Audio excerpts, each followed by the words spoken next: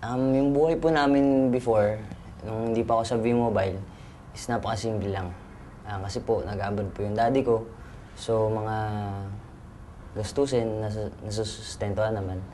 Pero nung hindi na siya nakapag-abroad, medyo nahirapan po kami. Kasi yung father ko, siya lang talaga yung natatrabaho dahil yung mother ko is a plain housewife. So, dati po, may sarili po kaming bahay. So, nung hindi na nakapag-abroad yung daddy ko, nailit po ng bank yung lupa namin. Tapos, nangupahan kami ngayon. Napakalaki pong pagbabago nung sumali po ako sa V-Mobile. Kasi po dati, sabi ko nga, nangupahan lang kami. Sumali ako sa V-Mobile, karoon po kami ng sariling bahay. Pagpagawa po ko ng bahay, paggawa po ng bahay yung kapatid ko.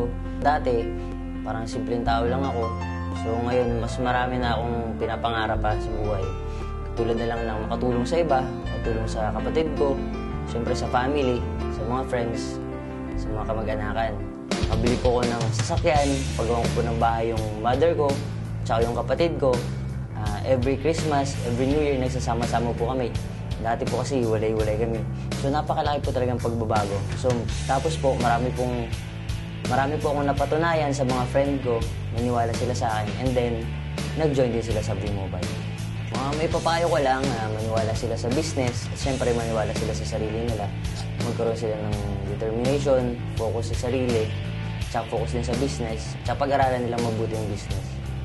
So, sa mga aspiring na gusto rin maging millionaire katulad ko sa V-Mobile, huwag na po kayo maghanap ng iba pa. Dahil po ang V-Mobile nandito lang sa tabi natin. So, igagrab lang natin ang opportunity para lahat po tayo magbigyan ng magandang buhay. Mensahe ko lang po sa V-Mobile, maraming salamat po. Dahil kung walang V-Mobile, wala rin po ako sa natatayuan ko ngayon. Hindi ko po natupad yung mga pangarap ko kung walang V-Mobile. Dahil sa V-Mobile, lahat po ng imposible, naging posible.